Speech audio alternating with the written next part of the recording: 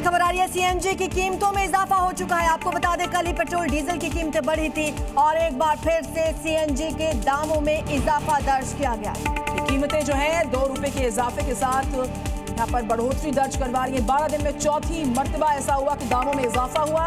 Delhi NCR में महंगी हो गई सीएनजी। 12 दिन में चौथी बार दामों में बढ़ोतरी दर्ज की गई है। पेट्रोल डीजल के साथ साथ अब सीएनजी भी महंगी हो चुकी है। आपको बता दें कीमतों में 2 रुपए का और इजाफा हो चुका है और ये 12 दिन में चौथी बार है जब सीएनजी की कीमतों में बढ़ोतरी दर्ज की जा रही है। आपको बता दें एक तरफ क्रूड ऑयल के दाम बढ़ते जा रहे हैं, दूसरी तरफ पेट्रोल डीजल और अब सीएनजी के दाम बढ़ गए।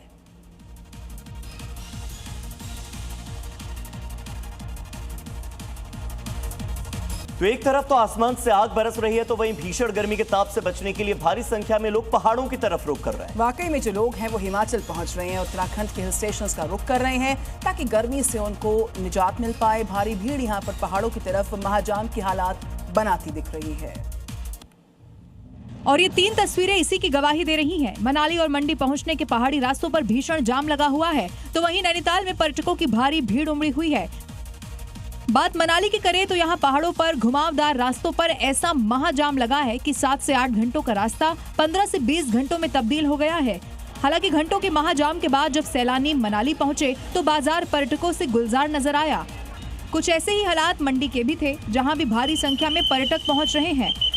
उत्तराखंड का नैनीताल भी पर्यटकों की पहली पसंद में से एक है। यहाँ भी वीकेंड पर भारी संख्या में सैलानी पहुंच रहे हैं। बात कर लेते हैं धमाकों से दहले ईरान की और ईरान के बंदर अब्बास की, क्योंकि यहाँ पर हॉर्मुज के पास एक के बाद एक कई धमाके हुए हैं। बंदर अब्बास में मिसाइल साइट पर बमबारी हुई है। अमेरिका ने 2 नाव को नष्ट किया। बंदर अब्बास पे ईरान का महत्वपूर्ण सैन्य अड्डा है। आपको बता दें कि दक्षिणी ईरान में ये हमले किए गए हैं। अमेरिकी सेना की ओर से दावा किया गया कि ईरानी सेना से उत्पन्न खतरों से अपने सैनिकों की रक्षा के लिए, यानी कि सेल्फ डिफेंस के लिए, आत्मरक्षा के लिए अमेरिकी सेना ने ये हमले कर दिए। इजराइल का लेबनान पर हमला, ये खबर सामने आ रही है। बैरूत में हिजबुल्लाह के ठिकानों पर यह हमला बोला गया है। बताया जा रहा है कि 70 से ज्यादा ठिकानों पर हवाई हमला हुआ है। दक्षिणी लेबनान और बेका घाटी में हवाई हमलों की ये जो खतरनाक तस्वीर है इस वक्त आपको दिखा रहे हैं, जहां आग का गुबार उठ रहा है, काले धुएं का गुबार उठ रहा है। लोगों ने अपनी घरों की छतों पर खड़े होकर इस पूरी हवाई हमले की जो तस्वीरें हैं अपने मोबाइल फोन में रिकॉर्ड की है।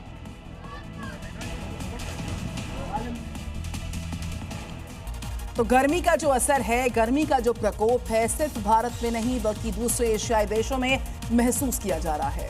गर्मी का सबसे ज्यादा असर बच्चों पर और बुजुर्गों पर पड़ता है, इसीलिए उनका ज्यादा ख्याल रखने की जरूरत है। ऐसा हम क्यों कह रहे हैं, देखिए रिपोर्ट। क्योंकि इस जगह आपके बच्चे भी हो सकते थे। दरअसल वियतनाम में 40 डिग्री तापमान में एक बच्ची अपने घर से खेलते ही अचानक से ही धूप में बाहर निकल आई। इस बीच वो चिल्लाने लगी। बच्ची घर के अंदर जाने की कोशिश करती है, लेकिन जमीन इतनी गर्म हो गई थी कि वो ना वहाँ पर खड़ी हो पा रही थी और ना ही चल पा रही थी। इन सब के बीच वो वहीं पर बैठ गई, लेकिन फिर तुरंत ही खड़ी हो गई। बच्ची की चिल्लाने की आवाज सुनकर उसके माता पिता बाहर आए और उसे तुरंत ही गोद में उठाकर अंदर ले गए।